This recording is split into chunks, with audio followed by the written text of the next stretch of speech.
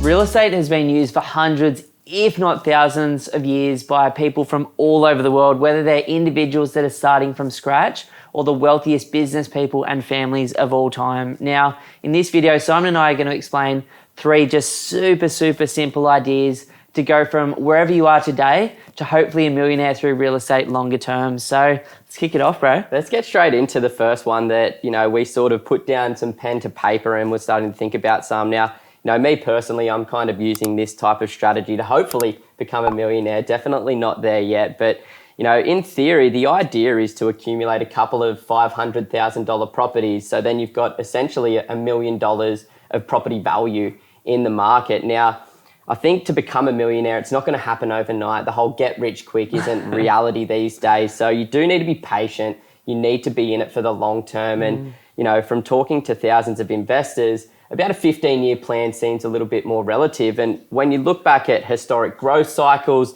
if you're buying houses in the metro markets around Australia, you would anticipate that $1 million property portfolio to double over that 15-year journey to become, a $2 million property portfolio.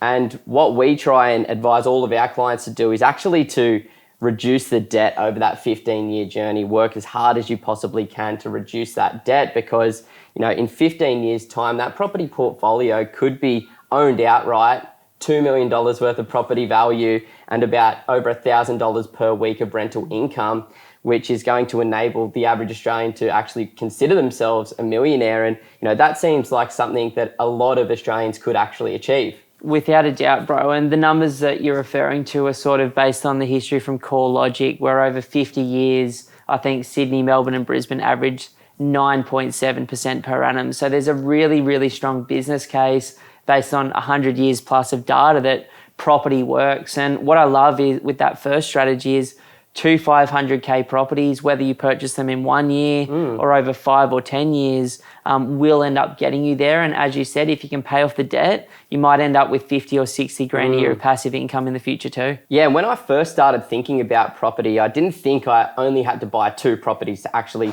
become a millionaire.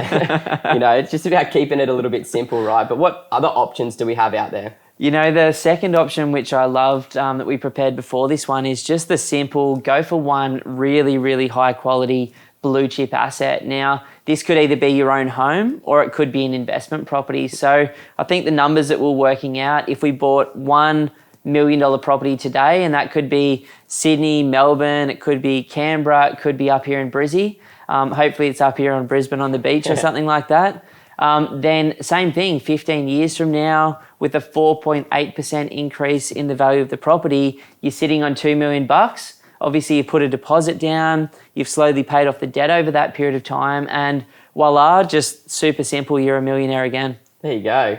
Just one property. And then you get it like $1 million properties in Australia as of 2022. If you get rid of Sydney and maybe inner city Melbourne, there is a lot of really beautiful properties in beautiful locations as well. So you get that nice mojo from having a really nice property there.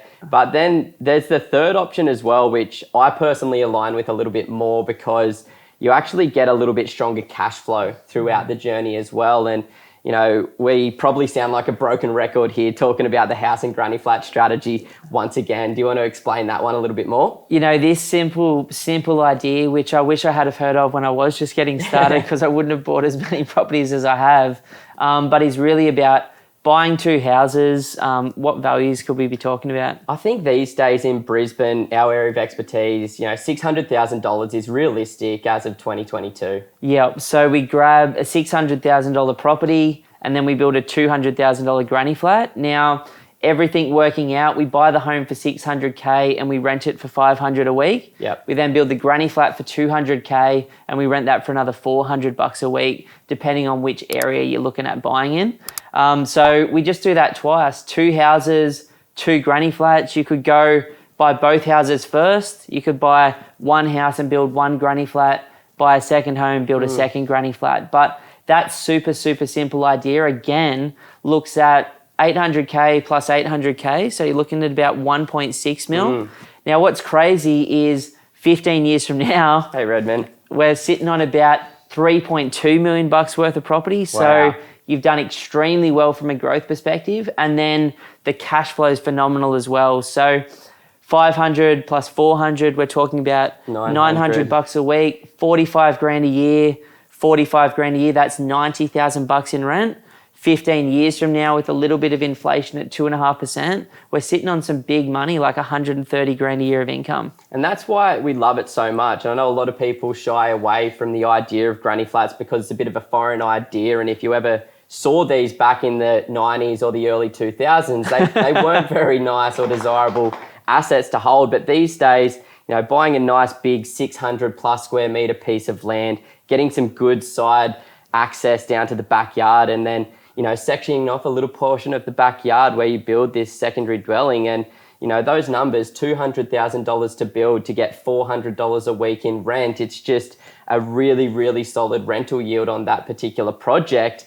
And in all honesty, I haven't really been able to see other opportunities in recent times that actually get you a stronger rental yield while still getting the longer term capital growth. The only thing that I've seen get 10% returns per annum for the last 10 years has been crypto, but man, it's been a bumpy ride for people that have got them. So, they're three really different ideas, I suppose. One being just buy a couple of good properties in the right market, the right time, and hold them for 15 years. Another one is just buy one beautiful place. And the third one, if you like growth and cash flow like we do, is a couple of houses, a couple of granny flats. For those of you guys, hopefully if Simon and I are working towards the title of this video, then you guys absolutely can. Yeah. Obviously, there's heaps of other ways to do it. I've seen people do subdivisions, Airbnbs, apartments, commercial, developments, you name it. There's 1,000 ways to do this. Renovations for profit, buying their own home. There's just a heap of different ways, but I like to keep it simple personally, and I like to reduce my risk, especially in markets like this one. Yeah, exactly. And I just want something that's actually going to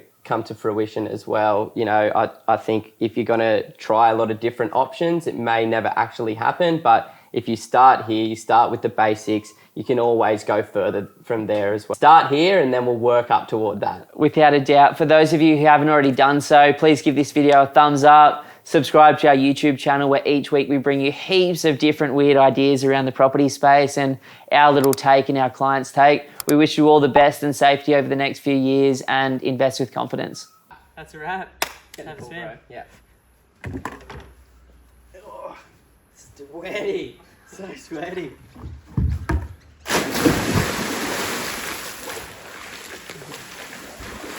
Oh, that's good. Look at that. So nice, eh? Oh.